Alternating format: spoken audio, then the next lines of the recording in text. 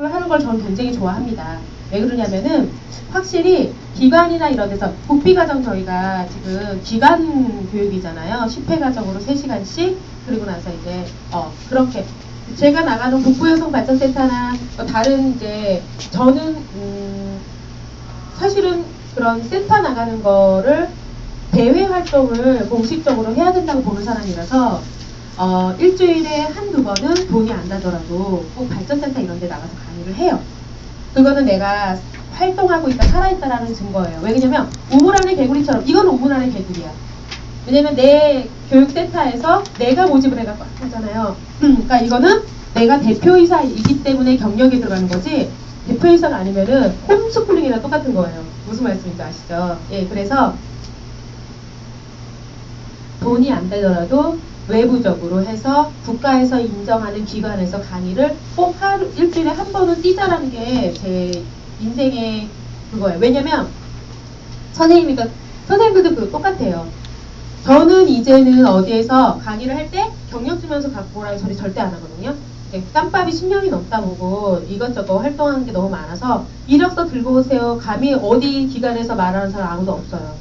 통장사본 들고 오세요. 그거밖에 없습니다. 돈 넣어드려야 되니까. 그거 말고는 없거든요. 그렇게 되기까지 내가 그 경력을 외부에서 기관에서 하는 경력을 꾸준하게 10년 넘게 이어갔어요. 센터 말고 롯데마트 문화센터에도 2년 동안 수도권 전역을 다 돌았거든요. 미친듯이 일주일 내내 막 이 지점 저 지점 해서 서울부터 경기에서 천안까지 다녔어요. 근데 그거는 그닥 그렇게 크게 경력에 포함되진 않더라고요. 국가에서 운영하는 기관. 그래서 제가 압구정동 사회복지문화센터, 지금은 평생교육원으로 바뀌었어요. 그거는 강남 시설관리공단에서 면접을 보고 거기서 정식 강사로서 일을 하는 거였고, 그 다음에 했던 게 여성 인력개발센터. 그래서 구로, 강북, 이렇게 해서 인력개발센터. 그리고 나서 조금 더 이제 한 다음에 이제 발전센터 이런 식으로 해갖고 계속 일주일에 한두 번. 제가 왜 그런 얘기를 하냐면은 돈이 안 되더라도 선생님들도 그런 외부 활동에 있어서 경력 쌓을 만한 확실하게 국가에서 인정해주는 기관에서 경력증명서를 갖고 올 만한 데를 쌓으셔야 돼요. 우리 정은수 선생님이 왜 그게 안 되냐면은 소속으로 해갖고 그냥 나가버려서 본인 브랜드를 못 만든 거예요.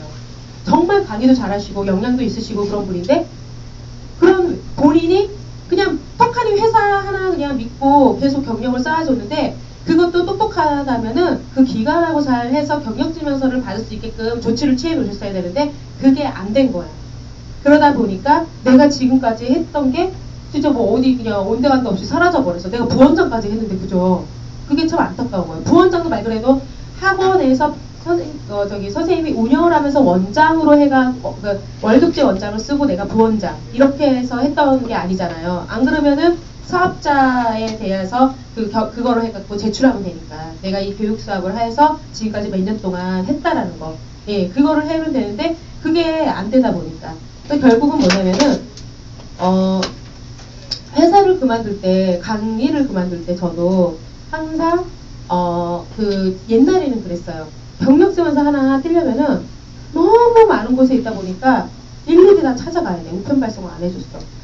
그게 강의를 몰아야 되기 때문에 5년이 넘으면은 굳이 강의 증명서 딱히 가져오라고 요구하는 데는 없는데 그 전에는 다 챙겨갖고 가야 돼요. 왜냐면 그게 있어요. 몇 년 이상의 강사만 뽑겠다라는 성인 강사는 특히 그렇거든요. 3년 이상, 5년 이상 이런 식으로. 그렇기 때문에 선생님들도 나중에 더 윗강좌를 가더라도 꼭 그 경력증명서를 발급받을 수 있는, 그리고 그만두면서는 항상 이제 거기 강좌를 내가 그만두겠다 싶으면은 경력증명서를 이메일로 받아놓으세요. 그러니까 언제든지 다운받아서 쓸 수 있게끔. 안 그러면 그때마다 전화해야 돼. 제가 압구정동 문화센터에서 4년을 일했거든요. 거기도 한번 전화해서 지금은 이제 뜰 일이 없어요. 북부여성 발전센터에서 저 5년차 강의를 하고 있기 때문에 굳이 압구정동까지 4년짜리를 뛰러 가지 않아도 되거든요. 그런데 전화를 하면은 위에 결제 올리고 뭐하고 해갖고 찾아오던가 아니면 우편 발송까지 하면 일주일이 걸리는 거예요. 예. 그렇기 때문에 선생님들도 앞으로 이쪽 활동을 하실 분들이니까 항상 경력은 확실한 곳에서 내가 국가에서 운영하는 기관. 그때는 돈을 따지지 마세요. 경력을 써야 할 때는. 예, 그래서 확실하게 강사 경력 증명서를 받아올 수 있는 거. 그리고 G사하고 들어와도 3년 버티세요. 3년 이하는 인정을 안 해, 사실은. 나 딸에는 이력서 늘 곳이 없어갖고 1년 조금 넘은 거, 6개월 된 거, 어시한 거, 별거 왜 없으니까 뭐라도 갈구하려고 해. 내가 알아 그 마음을. 나도 새끼 강사 시절은 없었지만 왜 우리 때는 누구를 키워주질 않았어. 이런 기간도 없었어. 그러니까 스스로 노력을 해갖고 경력을 만들어야 됐어요.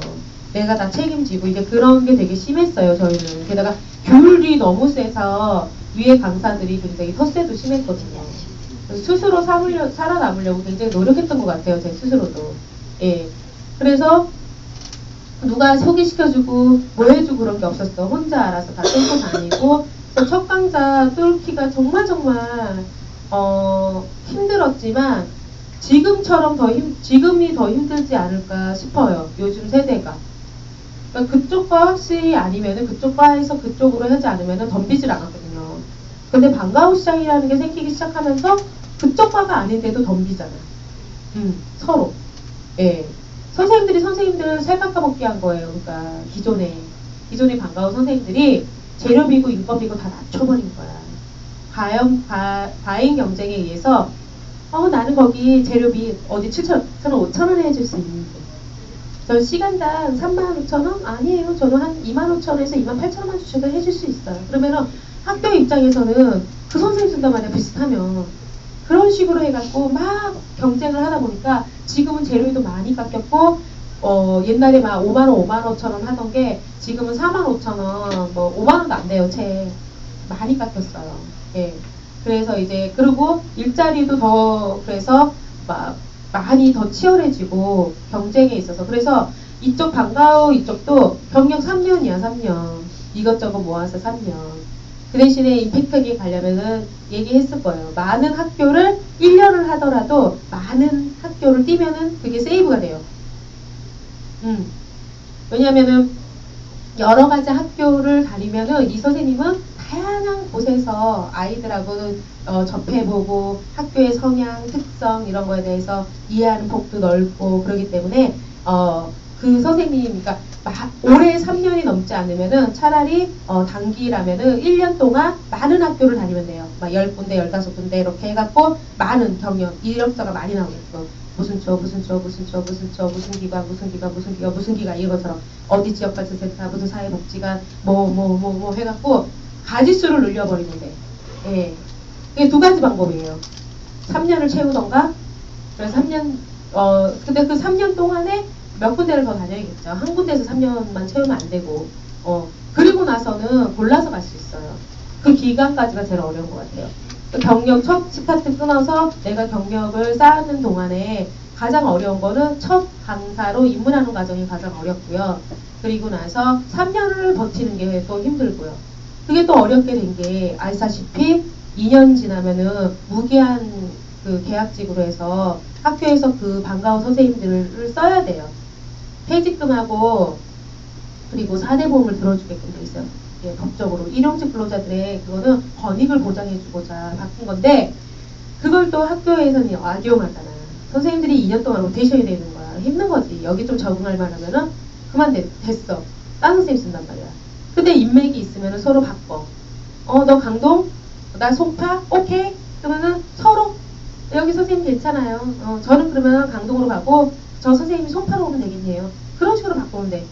예, 그래서 조직하고 이런 게 있어야 된다는 거야. 어쨌든 예전에는 방과후 선생님 한 번 들어가면은 별 사고가 없으면 5년이고 몇 년이고 배속이 됐단 말이에요. 근데 지금은 법적으로 2년에 한 번씩 로테이션을 시켜야 돼. 그러니까 선생님들도 인맥 이런 조직에 속하지 않으면은 2년 뒤에 어디 갈 건데? 나 괜찮으니까 나 써주세요 할 거예요? 아니에요. 그래서 기수도 중요하고 조직도 중요하고 다 중요하겠어요. 이 단체라는 게 되게 중요한 게 돼버렸어요. 그 2년지르기라는 게 또 생기고 나서부터. 그래야지 내가 여기 선생님 2년 동안 서로 그래요. 이 선생님 수업 잘했어요? 그러면은 이쪽으로 바꿔주는데 의의 없죠? 예. 그러면은 오케이 그러면은 이 선생님 그쪽 지역으로 바꾸고 거기 있는 선생님 이쪽 지역으로 옮겨드리겠습니다. 그렇게 되는 거예요. 그게 어쩔 수 없어요. 예, 그래서 이제는 앞으로 더욱더 혼자 활동할 수 없는 시장이 돼버렸어요. 이쪽 시장이. 그리고 나이 있으신 선생님들은 한번 곰곰이 생각을 해보세요. 반가운 시장에 있어서 내가 어느 정도까지 버틸 수 있는가. 어저께 여기 김동원 대표님이 지사 뭐 이런 거 했었죠. 그거가 목돈 500 그러니까 이런데 그 500이 가맹금이 아니에요. 그냥 이행보증금. 그만두면은 반환되는. 왜냐하면은 이쪽에 어느 프랜차이즈도 이행보증금은 다 있어요. 사고 칠까봐. 어떤 선생님이 계약해놓고서 교재비 싹 걷어갖고 안 나와버리는 선생님도 많았어요. 그래서 요즘에 학습지 이런 회사에서 카드로 저거 하잖아. 네, 카드로 해서 결제금 하게끔 해요. 현금으로 안 해요. 회사에서 다 받아요. 옛날에는 안 그래갖고 학습지 그거 싹 해갖고 막 들고 핸드폰 죽이고 안 나오고 잠수타는 선생님도 되게 많았어요. 그러니까 그럼 아니면은 재료비 저희 같은 경우에는 재료비를 선물 받잖아. 3개월 4개월치를 학교에서 이 학교 저 학교 다 땡겨받고 안 나오면은 회사만 물먹는 거야. 그런 사람들 되게 많았어요. 안 나가면 그냥 개념이 없는 거죠 한마디로. 그래서 이제 그런 거를 미연의 방식보다 이행보증금이라는 제도를 걸고 그리고 나서 지사장을 안 하게 되면은 그거를 반환해주고 이제 그런 쪽으로 해서 다른 데는 물어봤더니 교육비로 해갖고 그 돈을 다 쓴다고 하더라고요. 지사장 교육비 계속 교육시켜주잖아요. 그런 거에서 교육비 명목으로 300에서 500 정도를 받는다고 하더라고요. 그런데 이제 여기는 그냥 지사장은 교육을 무료로 해주신다고 하고 그렇다고 하더라고요. 나이 드시고 자기가 이쪽으로 관록이 좀 있으시면은 차라리 지사장을 해보는 것도 나쁘지는 않은 것 같아요. 그거를 추천은 해드릴 수는 있을 것 같아요. 왜냐면 만약 돈을 해갖고 돈을 많이 들어갔다 그러면은 저는 선생님들한테 못 해드려요.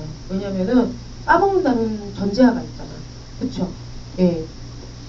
요리만 하는 것도 아니고 다른 과목도 같이 들어가잖아요. 13과목 중에서 특기적성이 7과목이에요. 그 7과목은 선생님들이 마음대로 강사를 선생님들이 구하실 수도 있고 선생님들이 그거 있으면 뛸 수도 있고 본서에서도 강사를 지원해주고 그렇기 때문에 요리 하나로 먹고 사는 게 아니고 다른 선생님들이 뛰는 돈까지 선생님들이 다 이게 그 지분을 인센티브를 받을 수가 있잖아요. 20%라고 하더라고요. 지분 인센티브가. 그러면은 괜찮거든요. 각각 과목 선생님들 한 명씩만 해도 본인이 뛰는 거 외에 그 분들한테 논술 선생님은 또 교재 갖고 들어야 되면 그 교재에 대한 그 돈까지 지사장들은 대리점가로 드리니까 먼 나라 이웃 나라 이런 것처럼 대교에서 꽂아놓은 거 있잖아요. 별봄학교나 방과후 거기에 논술 그쪽에 꽂아놓은 거. 그거는 대리점주 같은 경우에는 그 대리점 가로 준다고 하더라고 저희 지사장 분들은. 그러면 거기에서 아이들 다달이 들어가는 매달 구매해야 되거든요. 걔네들 같은 경우에는. 그게 거기서 나오는 것부터 시작해서 되게 괜찮더라고요. 그래서 내가 돈이 들어가지 않는다면은 자기 노력이 얼마만큼 하느냐에 따라서 차라리 내가 노동을 덜하고 사람 불려갖고 인력 관리잖아. 인력 관리 해갖고 버는 것도 나쁘지 않겠다라는 생각을 했어요. 막 가맹비에 뭐 해갖고 막 1200회 해버리면은 어떻게 하라 그래 그거를. 그죠? 옛날에 여기 그렇게 했었어요. 재료 선납금하고 가맹비 500에서 1000이었거든요. 그런데 그렇게는 요즘에는 안 먹혀. 그래갖고 아예 그냥 그거 다 빼고 이행보증만 해서 그거는 돌려주는 그렇게 해갖고 그렇게 지금 지사장 모집하고 있어서 다양한 혜택을 주신다고 하더라고요. 4월 말까지 모집을 해서 KBS 거기 가갖고 아카데미 거기 가갖고 지사장 초청 이렇게 해갖고 행사도 주최하고 그렇게 해서 계획을 잡고 계신다고 하더라고요. 그래서 궁금하신 분들은 그런 이제 내가 돈을 냈고 날아가는 개념이 아니기 때문에 한 번쯤은 생각해 보셔서 상담 받아보시는 것도 나쁘지 않을 것 같아요. 그러면은 앉아서 충분히 돈을 벌 수가 있으니까 내가 뛰지 않아도. 그리고 많은 혜택이 있고 등기부 사단법인 등기부에 지사장으로 해서 올려주신다고 하더라고요. 그러면 그 외에 국비사업 다 따실 수 있어요. 교육 쪽은. 구청이든 시청이든 예산 나오는 거 있죠. 그런 거 다 따실 수 있는 서류에 법적으로 해서 대법원에 저도 다른 데 지금 제가 사단법인 협회장이잖아요. 총협회장 서울. 저도 등기부 대법원에 지금 들어가 있거든요. 그러니까 저는 권리가 있는 거예요. 국비사업 할 수 있는. 네. 그것까지 세팅을 다 해주신다고 하니까 나쁘지는 않은 것 같아요. 본인이 역량이고 프로그램 기획력만 있으면은 나이를 떠나서 그리고 나이가 있어서 이쪽으로 해서 내가 어느 정도의 좀 이렇게 잡을 떠나서 사업적으로 마인드가 있으시면은 노후 대비로는 괜찮은 것 같아요. 네, 노후 대비. 저도 노후 대비라고 생각하거든요. 그런 거는. 예, 그래서 하면은 괜찮을 것 같아요. 그래서 선별해서 해요. 면접 보고. 내가 지사장 하겠다고 해서 하는 건 아니에요. 왜? 돈 들어가는 게 아니잖아요. 그러니까 사람들이 자꾸 500? 이러니까 자꾸 그게 날아가는 돈이라고 생각하는데 아니거든요. 그거는 담보거든요. 담보. 여기도 담보 KBS에 1억 5천 들어가요. 이 사무실에서도. 왜냐면 니네가 우리 왜 마크를 줘요. 선생님들이 왜 좋으냐면은 KBS 로고하고 대교 로고를 선생님들한테 쓸 수 있게끔 대법원에 넣어드린다는 거는 그거를 갖고 영업을 할 수 있게끔 준다는 거예요. 마크를. 그게 퀄리티가 높잖아요. 그렇기 때문에 대교에서 KBS에서 너는 어떻게 믿고 그러니까 1억 5천 해. 예, 그렇게 해갖고 예, 근데 선생님들한테 그 부담을 줄 수는 없으니까 예, 그렇게 해서 선생님들도 마음껏 그 KBS하고 대교 로고를 선생님들 방과후 수업 하는 데에 쓸 수 있게끔 대법원에다가 각각의 지사장으로 해서 선생님들 이름하고 그 주민등록번호하고 다 인적사항 넣어드려서 사업자를 따로 안 내도 사업을 할 수 있게끔 그렇게 해서 예, 지금 모집을 하는데 공고를 안 띄운 이유는 보증금을 프랜차이즈 비를 받는 게 아니고 돈을 안 하고 하기 때문에 그 쓸데없는 할의도 많이 꼬이고 그리고 정말 영향력 있게 열심히 일하실 제목이 될 만한 분들한테 지사장이라는 타이틀을 드리고 같이 성장하자는 뜻이라고 하더라고요. 예. 그래서 이제 그거를 지금 하고 계신가 봐요. 그래서 저는 국정고하고는 상관이 없고 저는 교육밖에 할 교육자니까. 근데 그냥 그러한 정보를 드리는 거예요. 그래서 한 번쯤은 상담받고 그렇게 해갖고 한번 해보시는 것도 나쁘지 않다라는 거. 예. 사업장을 갖고 만들어야 되지 않나요? 그건 아니라고 그러더라고요. 장소가 없어서 예. 그냥 지부장 타이틀만 주고 그쵸. 이렇게 사무실에 저희는 원래 지사장으로 해갖고 가맹비를 받고 이렇게 하려고 했는데 교육장은 서울하고 경기에서 5군데가 있고요. 지금 잡아놓은 데가 거기서 아카데미는 계속 꾸릴 거고 지부장 개념으로 해갖고 집어넣는 거라서 일종의 그냥 구역장이라고 생각하시면 돼요. 그리고 그거 아세요? 각 역마다 비즈니스로 해서 회의룸을 대여할 수 있어요. 선생님들이 관리하는 강사들은 그런 데서 그냥 만나서 회의하시면 돼요. 요즘에는 그런 룸 많아. 싸고. 예약만 하면은 싸게 대여해서 거기서 이야기 나누고 또 헤어지고 그래서 연락하고 그래서 관리만 하면 돼. 어차피 아시잖아요. 요리 재료는 본사에서 다 선생님들 각자 집으로 배송이 되는 거. 그러기 때문에 만약에 이렇게 뭐 인터넷 검색할 때 어디 지부 했을 때 그 위치 정보나 이런 게 나오게끔 집으로 사업자를 하시면 된다고 하더라고요. 집 주소로. 집으로요? 네. 네, 그렇게 하시면 된다고 하더라고요. 그래서 자세한 거는 한번 사무실 가서 여쭤보세요. 괜찮은 것 같아요. 돈 날리는 거 아니니까. 전에 왜 제가 처음에 여쭤봤을 때 그 방과후에서 이제 강사 모집 그 요항 중에 그 요건 중에 업체 소속 강사는 안 받는다라는 그 문구가 있었다 그랬잖아요. 옛날에 지금도 근데 지금 다 써요. 그거는 그냥 근데 계속 바뀌고 있어요. 근데 그거 아세요? KBS 이거를 이렇게 준비를 해갖고 본격적으로 이제 내년부터 전체 강사를 뿌리고 그 올해 안에 강사 그러니까 교육 경력직 강사부터 새내기 강사까지 교육을 시작해서 다 세팅을 우리 여기 목표가 올해 안에 250명 세팅이라고 하더라고요. 강사 소속 정식 이쪽으로 해서 전임 강사 250명 그게 목표거든요. 왜냐하면 분배하려고 선생님들 서울 경기가 주축으로 돌아가고요. 나머지 지방 사업자까지 해서 광역시부터 해서 각 도에 해갖고 그거 하는데 그 입장을 바꿔놓고 생각을 해보세요. 나라에서 지금 MBC도 방과후 사업 뛰어들었거든요. 공영방송의 MBC. 그리고 그래서 그 MBC는 어디랑 손잡았다고 하더라? 학습지에서랑 손잡을 수밖에 없어. 국영수 과학에 들어가야 되기 때문에 거기는 다른 또 학습지에서랑 잡았는데 여기는 KBS는 대교하고 손잡았거든요. 대교하고 손잡았는데 공영방송에서 방과후 수업에 위탁으로 해서 선생님들을 넣어주겠다 하면은 안 쓸 학교는 없습니다. 그거는 그러니까 개인, 사립, 공립 다 해당되는 말이에요. 어느 누가. 나라에서 방과후 수업을 해서 질 좋은 강사, 믿을 만한 강사 넣어주겠다는데, 그거를, 싫어요 할 교장은 없다라는 거예요. 그래서 KBS하고 MBC가 지금 앞뒤를 다퉈서 방과후 시장에서 이 사업을 하겠다고, 방과후 이쪽으로 해서 교육 사업을 하겠다고 뛰어들었어요. 네. 그러면은 판이 다 깨져버리는 거예요. 일반에 있던 이런 영세업체는 다 망해요. 그리고 그런 MBC 아카데미, KBS 아카데미, 그렇게 해서 미디어에서 각자 MBC 미디어, KBS 미디어 두 개가 같이 공존하더라고요. 아카데미하고 미디어가 손을 잡고, 왜 교육 프로그램이기도 하고, 이게 그렇기 때문에 그렇게 해서 대교는 방과후 쪽에 교재 되게 많이 들어가잖아요. 근데 정규 그게 외부 저거라고 까던가요? 안 그러거든요. 그러니까 우리를 믿고 우리 강사 쓰세요예요. 똑같은 개념이에요. 그렇기 때문에 지금도 업체 강사 안 써요. 뭘 안 써? 다 써.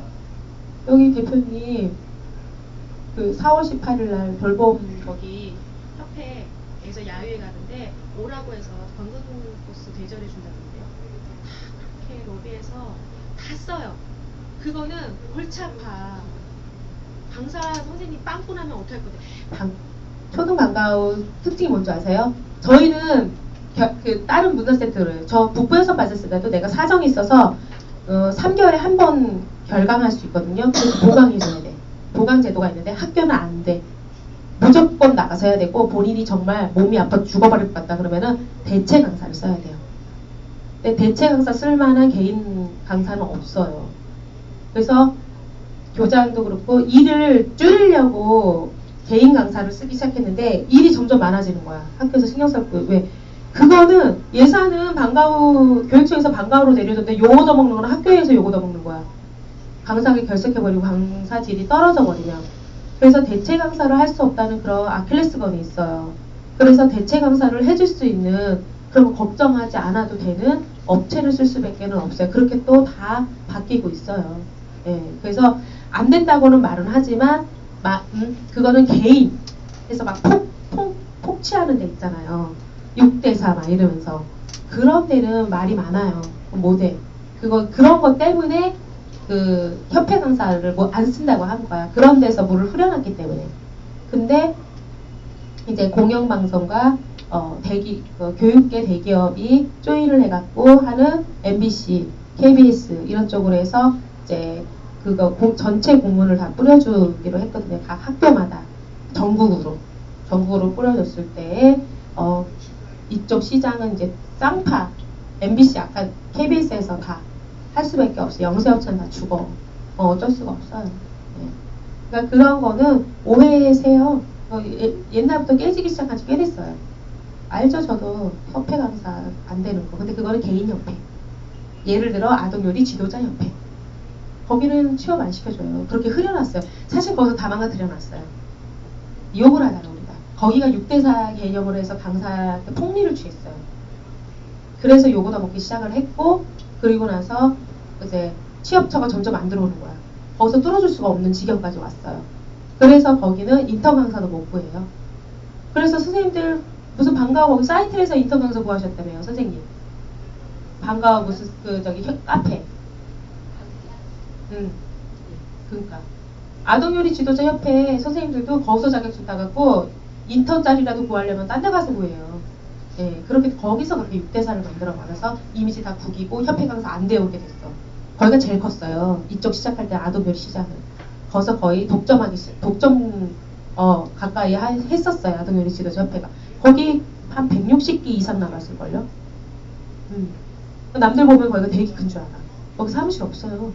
관악 농협 위탁해갖고 본인들이 위탁 따갖고 그냥 공짜로 쓰는 거예요. 없어요. 예. 그러니까 그런 걸 잘 모르시니까 동향을. 저는 이쪽에서 살아남은 전설이거든요. 지금 현재. 10년차 된 유일하게 활동하고 왕성하게 활동하고 있는 사람 중에 저희 때에 주위에 있던 선생님들이 활동하는 선생님들이 없어요. 진짜로. 다 밑에 기수 선생님들이 다 망가뜨려놨고 뭐를 해갖고 오래되고 본인이 자기 발전이나 관리를 못했기 때문에 다 도태돼 버렸어. 그리고 그 밑에 선생님들은 물 흐리다가 자기네 스스로가 이제 나가 떨어졌고 그래갖고 이제 지금 이제 또 유입이 되기 시작한 거예요. 그래서 새내기 강사예요. 3년차에서 5년차 선생님들이 가장 많아요. 5년 이상 별로 없어요. 아동교육 시장 쪽의 강사들. 그래서 저기 대표님이 저를 좋아하는 거예요. 원년 멤버를. 네. 저희가 이시 아카데미 KBS에서 강사 활동을 하게 되면 몇 대 몇 이렇게 나누게 되나요? 지사장 개념은 아니, 지사장 안 하고 그냥 강사로 활동을 하고 그렇죠. 저한테 물어보지 마시고 상담을 받으시고 7대 3이고 등이고 별도죠. 그리고 그게 있어요. 지사장이 대강을 뛰면 90%가 들어가는 거고요. 내가 강사를 뽑아갖고 쓰는 건 70%가 들어가요. 지사장 수익이 20%. 10은 KBS하고 대교하고 여기서는 3%. 그거 갖고 셋이서 이렇게 하는 거예요. 강사만 하면 강사가 7이고 30%가 20%가 지사장이 먹고 10%를 갖고 KBS하고 교사하고 해서 나가고 대교.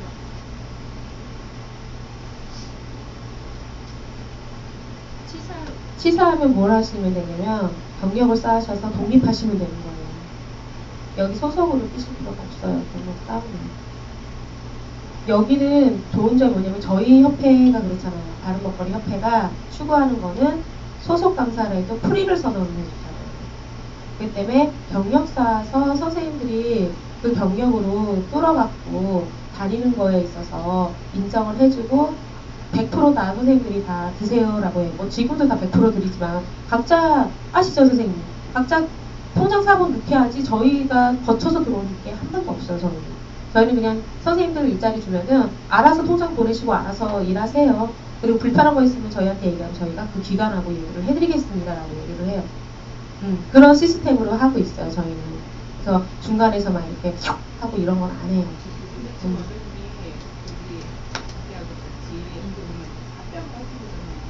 합병이 아니에요. 저희는 그냥 MOU. 협력업체. 합병한 게 아니에요. 그러면 각자 더 독립적인 업체가 다 있어요. 여기도 평생교육원에 일반 사업자 있고 저희도 사단법인의 일반 사업자 있고. 그냥 장소만 같이 쓰는 거예요. 왜냐면 트윈샵이라고 생각하시면 돼요. 그러면 기존에 저기 원장님 소속의 그 선생님들은 그냥 여기 아까 지금 상관없어요. 그또 시스템하고는 전혀 별개인 거죠. 그렇죠. 그런데 이제 그거는 있어요.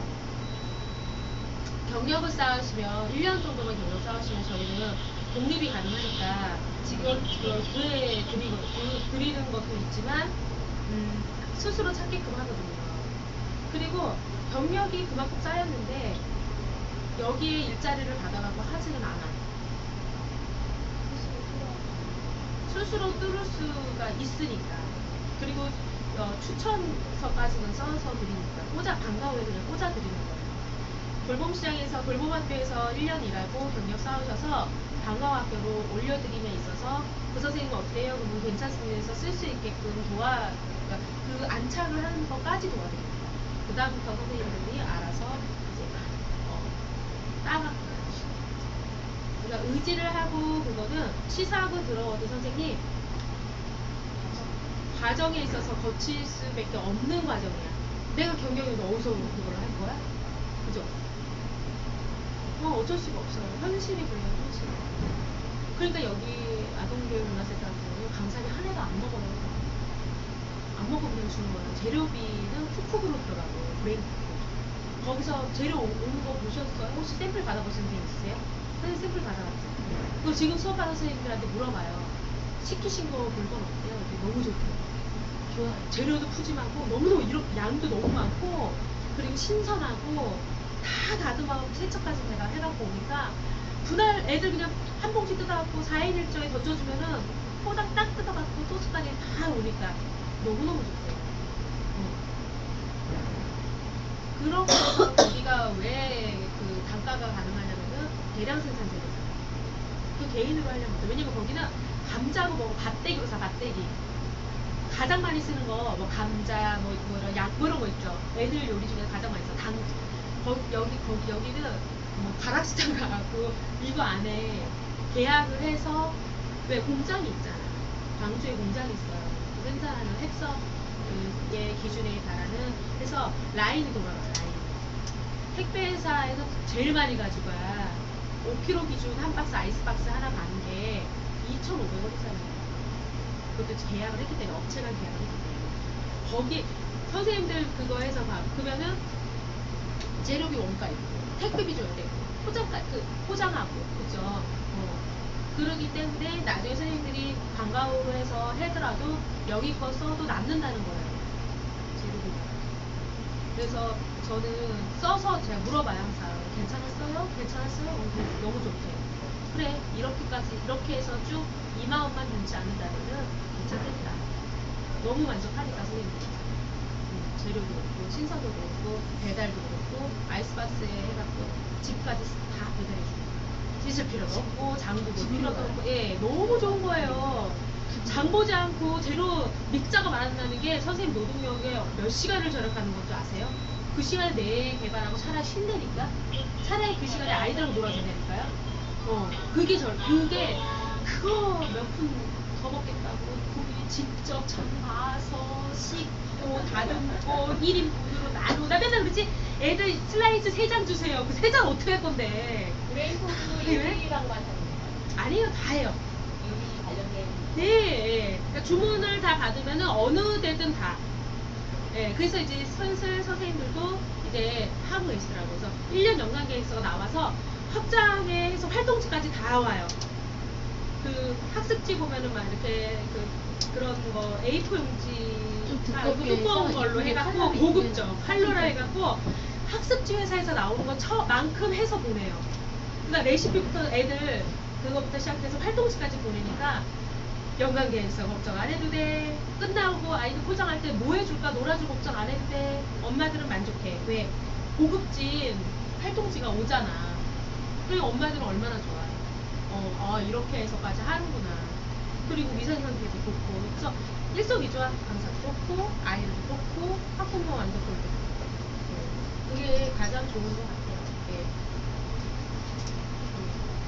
자, 오늘 이제 그다음부터는 이제 오늘 물론 책에도 있긴 하지만 우리 선생님들은 제가 얘기했죠.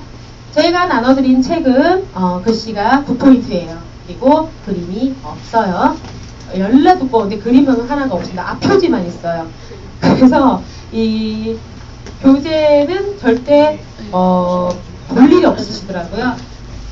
늘 얘기하지만 잠 안 올 때 그 깨알 같은 9포인트를 보면 잠이 오실 거예요. 예, 그리고 은가스 할 때, 예, 집중을 요할 때 한 장 읽으면은 다 끝.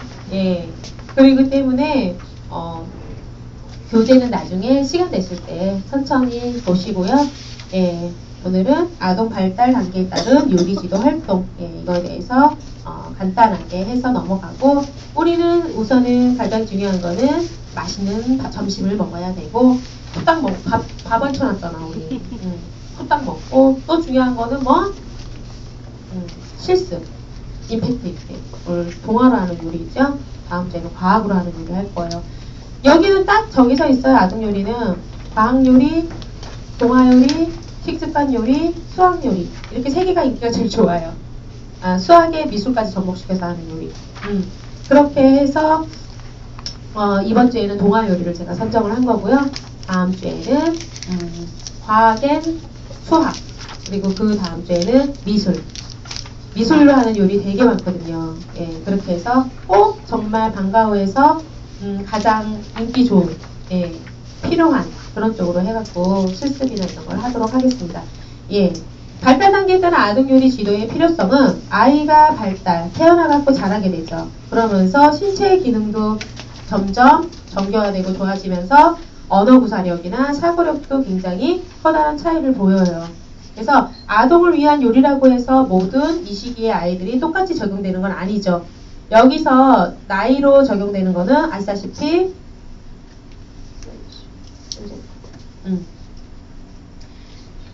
아이들의 만나이에 만나이. 만으로 해갖고 왜 억울하게 12월 31일에 태어나면 어떻게 돼요? 태어난 지 이틀밖에 안 되는데 토탈적으로 24시간도 안 됐음에도 불구하고 2살이야. 우리나라는 그런 출생신고에 어마어마한 비밀이 숨겨져 있었어요. 그래서 어렸을 때 그랬죠. 몇 개월 됐어요? 하고 물어보죠. 몇 세는 의미가 없어. 근데 여기서의 몇 세의 또 기준은 뭐냐면, 몇 개월의 기준은 뭐냐면은 인지 나이, 지적 능력을 얘기해요. 장애를 갖고 있는 아이들 지적 능력이 낮잖아. 대부분 발달장애라고 하죠. 모든 아이들 선천적인 뇌 기능 쪽에 장애를 갖고 있는 아이들은 다 발달장애의 인지 나이가 어립니다. 낮아요. 그리고 자라지 않아요. 태어나서 나이가 어려갖고 인지 능력이 낮은 거는 아직 미발달됐기 때문에. 근데 장애를 갖고 있는 아이들은 사고가 인지력이 멈춰버려. 그래서 걔네들은 나이로 하지 않고 인지 나이로 해서 지적 능력 몇 세라고 표기가 돼 있어요. 2.8세, 3세, 4세. 그래서 7세, 8세 이상 되는 아이는 못 봤습니다. 보통 6세. 똑똑하고 그래도 7세. 그래도 쓰기 읽기 가능해요. 그 나이 쓰기 읽기 가르치면 가능하잖아. 끌어올리면은. 그래서 경계선급인 아이들 5급, 4급 이런 아이들은 읽고 쓰는 게 가능한 거야. 근데 이해는 잘 못해요. 네, 읽을 수 있고 쓸 수 있는 기능까지는 할 수 있는 겁니다. 그래서 갖고 있는 인지적 나이가 몇 세라는 기준점으로 해서 모든 프로그램은 돼 있어요. 만 몇 개월, 그 정상아이 범주에 해당되는 거고, 이 아이가 갖고 있는 인지력, 갖고 있는 지적, 그게 몇 세 수준인가, 그걸로 해갖고 평가를 해요. 진단 기능에 있어서는 그래요. 발달 기능에 있어서는 몇 개월인데, 뇌나 이런 그 진단 기능 있죠. 심리적으로 하는 진단, 무슨 진단 해갖고 아이들이 문제가 생기면은 이 아이가 갖고 있는 지적 나이가 몇 세인지, 인지가 어느 때까지 발달을 했고 아직 발달되지 않았는지.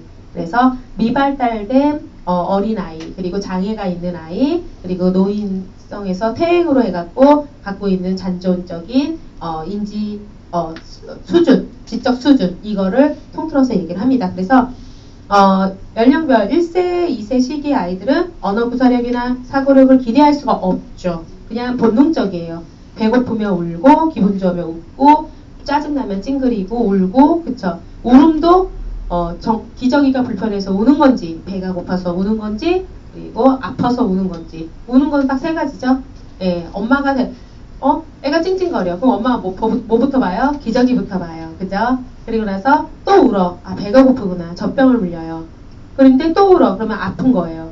그러니까 단계별이 있습니다. 예, 그래서 그런 거. 아니면은 아이들은 크게 얘네들한테 사고력이나 이런 거를 언어가 안 통해서 그런 거야. 어떻게 해서 이해할 수 있는 기준이 없습니다. 근데 이런 신체 기능을 발달시키는 5감, 5가지 감각, 예, 통해서, 그리고 대근육, 소근육, 협응력, 균형 감각을 기르는 측면에서 요리 활동이기보다는 요리 재료를 가지고 하는 놀이를 많이 해요. 퍼포먼스. 아동요리 시장에서 첫 스타트 됐던 게 퍼포먼스죠. 그게 대기업에서 운영하는 문화센터에서 엄마들하고 같이 교감하는 1, 2세 아이들 데리고 지금도 하죠. 퍼포먼스, 요리 퍼포먼스 해갖고 밀가루야 놀자, 아니면 쌀티밥 뿌려놓고 거기서 아이들 마음껏 입에 넣고, 아니면 반죽하고 막 이래갖고 하는 그런 거, 뭐 두부, 아니면은 딸기 이런 거, 으깨고 엉덩이로 문구를 트이고 그러고 놀면서 엄마하고 아이하고 같이 신체 접촉하는 놀이. 그게 요리 퍼포먼스예요. 그러니까 재료 갖고 딱히 요리를 하는 건 아니고 그걸로 퍼포먼스화 시켜서 아이들이 갖고 놀 수 있게끔 하는 거. 근데 그게 일반 못박이나, 그래도 플라스틱보다는 못박이 낫죠. 못박 교구 장난감보다는 그 자연에서 나는 그런 식재료 이런 게 훨씬 더 좋다, 이런 게 있기 때문에 일부러라도 엄마들이 아이들 오감 발달이나 정서교감에 있어서 퍼포먼스에서 특히 요리 퍼포먼스를 아이들 데리고 가서 하는 겁니다. 그거는 여지까지도 마트 문화센터나 백화점 문화센터에서는 하고 있어요. 왜냐하면은 그거를 일반 사설이나 아니면은 기관이나 아니면은 개인이 하기에는 좀 애매하거든요. 그래갖고 그게 이제 옛날에 엄청나게 활성화됐다가 지금 한풀 꺾인 추세예요. 예, 그렇게 해갖고 지금 하고 1, 2, 4의 같은 경우에는 이제 그런 측면에서 하고 있고요. 3세, 5세에는 언어 구사력이나 사고력이 어느 정도 기대할 수 있어서 토킹 어바웃이 돼요. 문장 구사력이 화려하진 않지만 단어나 그리고 짤막한 문장 정도 아이들이 충분히 예, 엄마 나 아파요, 엄마 나 열나요, 엄마 저 배가 고파요, 엄마 나 어디 가고 싶어요. 3세, 5세 아이들 충분히 표현을 하잖아요. 엄마 나 기분 나빠요, 슬퍼요, 화나요. 이런 감정 표현 이런 게 가능해져요. 그죠? 그래서 신체를 발달시키거나 그런 걸 통해 갖고 또 수학, 미술, 과학, 성취감 그 다음에 IQ가 아닌 EQ 예, 감성지수죠. 감성을 깨우는 그런 게 좀 없잖아. 요즘에는 감성교육, 감성교에서 옛날에 감성요리 이런 게 또 유행했었어요. 요즘에는 감성에서 지나쳐갖고 아이들이 워낙 인격장애들이 많기 때문에 지금은 또 그런 쪽으로는 또 보다는 인성요리가 또 유행이죠. 예, 그래서 이것도 굉장히 감성, 인성 이거는 요리 자체가 아이들 성격이나 이런 감수성이나 이런 거 심리적인 이런 거에 많은 영향을 끼치기 때문에 자꾸 감성 요리, 오감에서 신체적인 발달, 학습 이런 거 하다가 갑자기 감성 요리부터 인성 요리 이런 쪽으로 바뀌었어. 성품 요리 이렇게. 예, 그게 시대의 흐름의 차이예요. 예, 그러면서 아이들이 사회성까지 SQ, 그래서 3Q를 높이는 활동에 적용하는 것이 굉장히 바람직해요. 3세, 5세 때 사회성이 발달되지 않은 아이들, 이런 아이들 유아원이나 이렇게 가기 시작하면 문제가 생기기 시작해요. 엄마는 물론 아이들을 오래 끼고 있으면은 장땡이라고 생각하지만 그거는 옛날 말. 지금은 아이들이 딱 때가 되면은 3, 4세 정도 되면은 어린이집 반나절이라도 보내야 돼. 거기 가서 배워갖고 오는 게 상당히 많아요. 물론 감기도 얻어갖고 오지만 1년 내내 유아원 가기 시작하면은 1년 내내 이거야.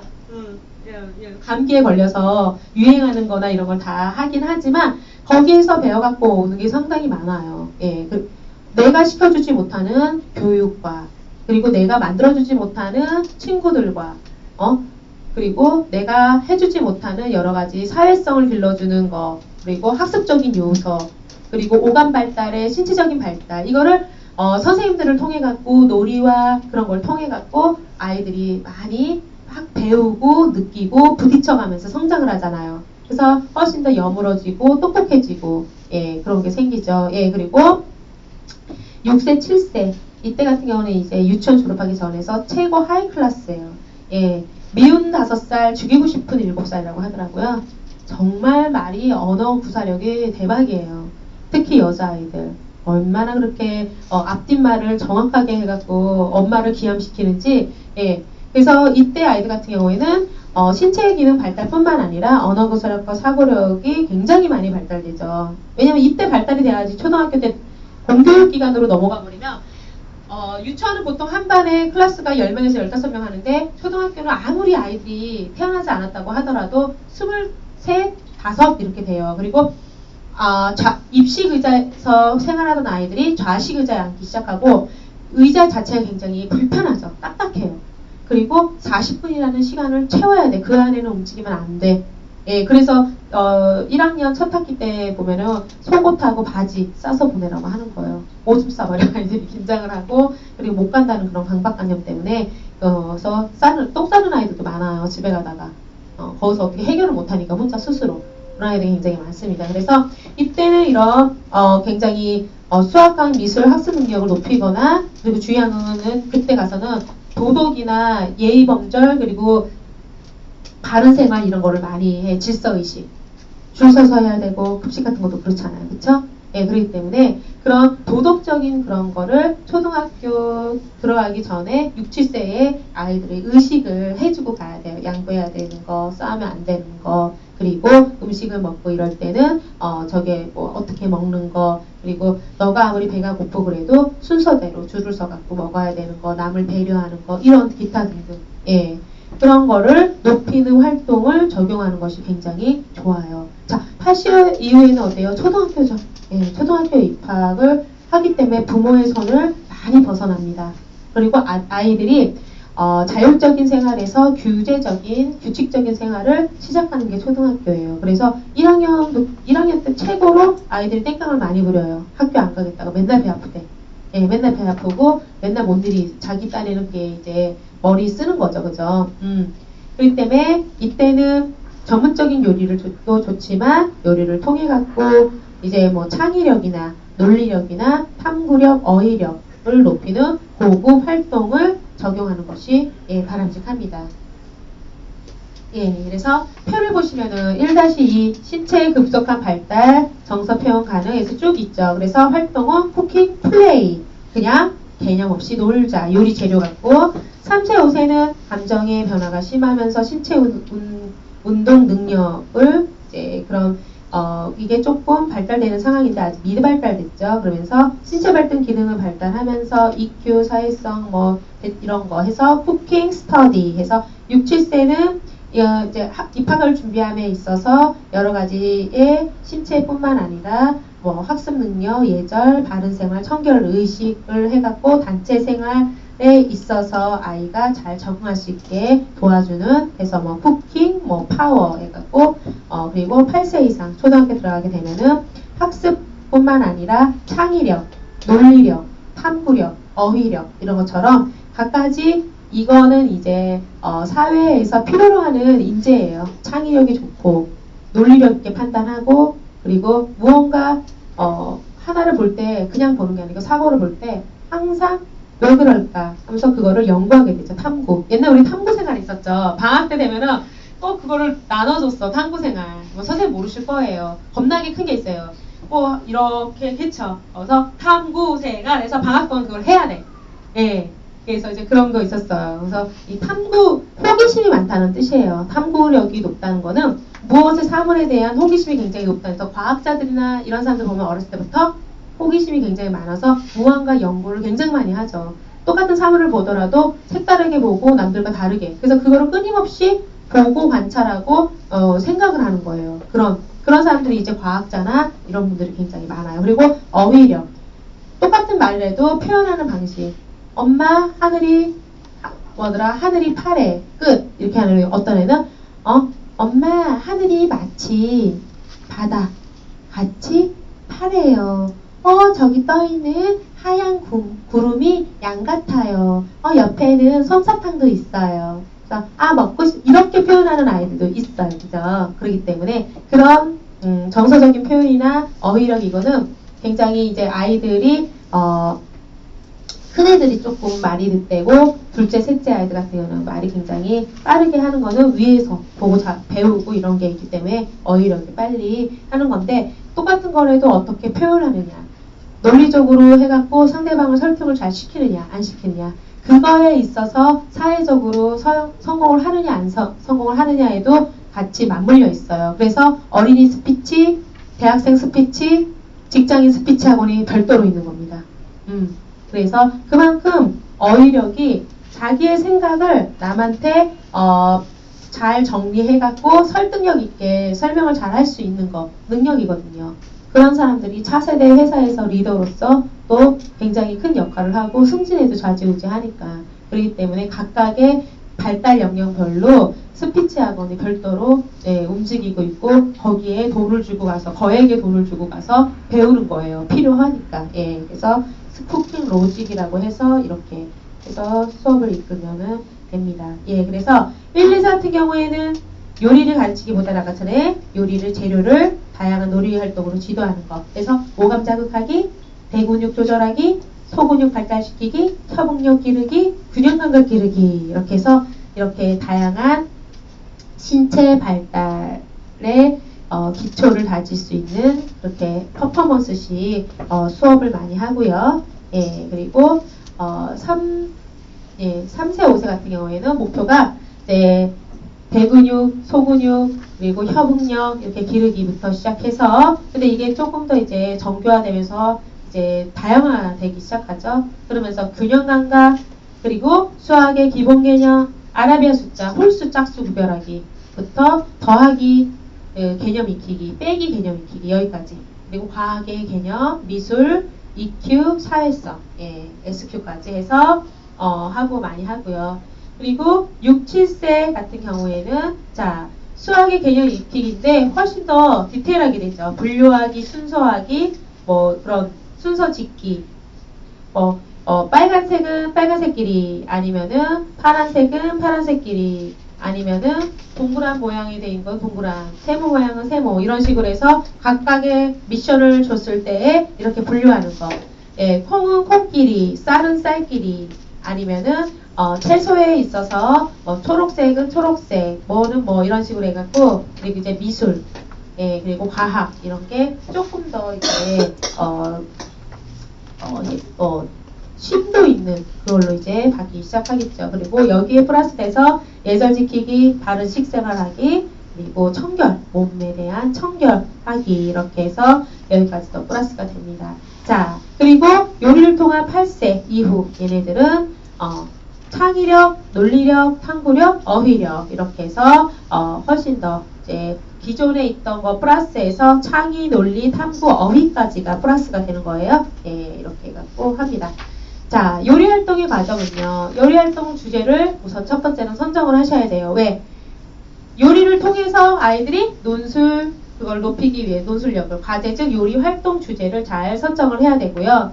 요리 활동 주제에는 만들어야 될 작품, 요리하는 방법 등으로 구성되어 있어요. 그래서 학습 활동의 주체는 학습지 답안으로 써야 할 큰 주제가 함축적으로 제시되어 있어요. 저희 학습 계획서 지금 오늘 나눠주셨잖아요. 나눠드렸죠. 거기 안에 모든 게 다 내포되어 있는 거예요, 지금 현재. 예, 그러면서 요리하는 방법에는 만들어 써야 할 작품의 방향과 방식 등이 제공이 되고요.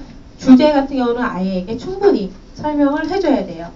글, 그리고 그림, 아니면 미디어 시설, 시청각 시설을 해갖고 아이들에게 동영상을 보여주다던가, 예, 그런 식으로 해갖고 충분히 설명을 해줘야 되면서, 그리고, 그 다음에는 이제, 활동을 통해서 논술을 이루어지게 하려면은, 활동의 제목에 대해서 설정을 통해 어떤 주제로 말하게 하거나, 글로 표현하게 할 것인지가 있어야 되고요. 그리고, 요리를 통해서 논술을 잘하기 위해서는, 아동이 요리 활동을 하면서, 요리하기 전, 그리고 요리하는 과정 중 끝나고 난 다음에 논리적으로 표현을 해야 할 것이 무엇인지 정확하게 알게 해주어야 해요. 그래서 많이 질문을 하는 거예요. 요리하기 전에 이 재료는 지금 모양이나 그리고 촉감이나 그리고 맛은 어때? 그리고 요리하면서 어떻게 변해가고 있지? 그리고 요리하고 난 다음에 너희들이 아까 전에 요리하기 전에 했던 그게 어떻게 변했지? 촉감은 어떻게 변했고, 맛은 어떻게 변했고, 모양은 어떻게 변했고, 이거를, 그리고 간장 소스를 넣었을 때, 그리고 고추장 소스를 넣었을 때, 그리고 아니면은 자장가루를 넣었을 때, 노란 카레가루를 넣었을 때, 맛과 색깔과 이런 게 어떻게 다른지, 그거에 따라서 아이들이 각각이 다 다르죠. 요리 재료가 다르게. 이거를 쪘어, 삶았어, 아니면은 구웠어, 이거 아니면 튀겼어. 이거에 따라 똑같은 감자 요리들에도 맛과 그리고 냄새 나는 것도 틀리고, 그죠? 여러 가지 맛도 틀리고, 그죠? 예, 그렇게 해서 다양하게, 예, 하는 거고요. 그리고, 요리 활동하면서 아동요리 지도사 선생님께서 지속적으로 사고를 자극할 수 있는 질문과 지식을 전달을 하게 된다면은 작품을 다 만들고 나서 학습지나 질문에 대해서 답하면서 아이들이 무엇이 중요한지를 알게 되면서 논리력이 굉장히 향상되는 거를 볼 수 있으실 겁니다. 그러면서 활동을 계획하셔야겠죠. 요리 활동을 통해서 논술을 하는데 효과를 보기 위해서는 요리 활동에 대한 체계적인 계획이 필요하고요. 모든 활동이 그렇듯이 아무 계획 없이 하다 보면은 교육적인 효과가 떨어지지만 철저하게 계획이 있을수록 요리 활동을 통한 이건 논술을 주제를 놓고 그냥 얘기를 하는 겁니다. 예를 들어서 계획적으로 비례적으로 효과가 나타나죠. 그래서 7가지 원칙에 따라 언제, 얼마나, 어디서, 누가, 누구에게, 어떻게, 왜를 결정하는 겁니다. 그래서 이 학습 계획서가 굉장히 중요한 거예요. 수업을 낼 때, 한 학기 1년치 계획 안에 연간 계획서에다가 연령별로 해갖고 학습 계획서를 이렇게 만들어서 내라고 하거든요. 기관에서요. 이거는 모든 학교부터 시작해서. 그래서 이걸 어떻게 접근하고 대상은 어떻게 되며 목표는 뭐고 제목은 뭐고 주제는 뭐고 요리 재료는 뭐가 들어가고 어떻게 도입해서 아이들에게 어떠한 학습적인 효과를 줄 것이며 요리는 어떠한 순서로 진행이 되고 그리고 나서 확장 활동은 아이들에게 무엇을 더 전달해 주면서 마무리를 지을 것인가. 이렇게 해서 계획적으로 해갖고 가도 미스가 나요. 본인이 생각했던 대상체가 안 맞을 수도 있고, 연령하고, 그쵸? 그리고 자기가 이제 준비한 학습이 아이들에 있어서 그게 수준이 안 맞을 수도 있어요. 똑같은 거 갖고 강북과 강서와 강남은 다르거든요. 선수학습 누가 제일 많이 해요? 강남이에요. 걔네들은 그러니까 똑같은 연령의 학습이라도 조금 더 업그레이드가 가져가야 돼. 그게 그리고 우리 어차피 고학년 아이들 갖고 학습 안 해요. 아동 요리래도. 그렇기 때문에 실험 위주나 그리고 놀이 위주로 빼지. 왜? 선생님들이 버거워, 걔네들은. 질문이 너무 많아요, 사실은. 똑똑하기 때문에. 똑똑하다는 보다는 너무 많은 고급 교육에 노출되어 있어서 그래요. 그래서 너무 많이 알아, 애들이. 그렇기 때문에 피곤하거든. 근데 1, 2학년 아이들은 다 거기서 거기야. 거기서 거기이기 때문에, 그래서 이제 걔네들하고 어떻게 놀아줄 것이냐, 이것도 다 다르거든요. 그래서 이제 그런 거를 잘 세워갖고 미스가 나요. 그리고 그러고 나서 학습 계획을 내가 왜 쓰라고 하냐면, 비고란에다가 저는 이제 거기에는 그냥 적극적으로 잘 지도해준다라고 했지만, 거기다가 선생님이 이날 수업한 거에 대해서, 결과에 대해서 선생님들이 적어놔야 돼요. 뭐가 좋았고, 뭐가 나빴고, 이거를 도입을 했더니 아이들이 어떤 반응이 났고, 그리고 부족한 부분을 나중에 보강을 한다면은 어떤 기대 효과가 있을 것 같고, 이거를 적어놓고 나중에 더 플러스 마이너스를 해갖고 새롭게 하면은 선생님들이 실력이 향상돼. 그래서 저는 딴 걸 다 떠나서 입문해서 이쪽 강사로 입문해갖고 학습 계획서는 최소한 1년을 쓰도록 해요. 그러면은 남이 올려놓은 제목 갖고도 학습 계획서 그냥 나온다니까. 저 사람 과학으로 했네. 나는 이 과학보다는 이걸 갖고 아이들이 논술 수업을 해갖고 어떻게 아이들이 지식을 전달해주고 확장을 좀 뭘 해야겠다. 이거는 그냥 내가 꾸준하게 이런 거 했을 때는 딱딱딱 나오는데, 이걸 하지 않고 그냥 남의 했던 거 대충 해갖고 갖고 가면은 그 사람 인터넷에 떠돌아다니는 요리 수업은 너무 흔하기도 하지만 그 실력의 차가 나잖아. 내 기준점에서 저게 내가 소화할 수 있는, 그 시간 안에 소화할 수 있는 거일 수도 있지만 아닐 수도 있는 거잖아요. 거기서 오는 미스가 가장 무서워. 요리 수업은요, 어쨌든 요리를 아이들이 먹고 집에 가져가야 돼. 결론은 그거예요. 그거는 꼭 해주셔야 돼. 과정이야. 어쨌든 아이들이 하는 거니까 재밌어 하고, 그리고 학습은 어쨌든 앞에 굳이 안 해도 이제 활동지 이런 거 통해서 부모님한테 보여줘야 되는 결과물은 있어야 되니까.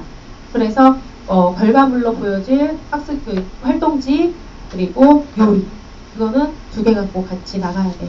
결론은 그거더라고요. 그게 아니면은 선생님이 과정 동안 얼마나 이걸 열심히 준비를 했고 아이들이 그걸로 해갖고 수업을 잘 받았고, 그거는 둘째 문제야. 왜?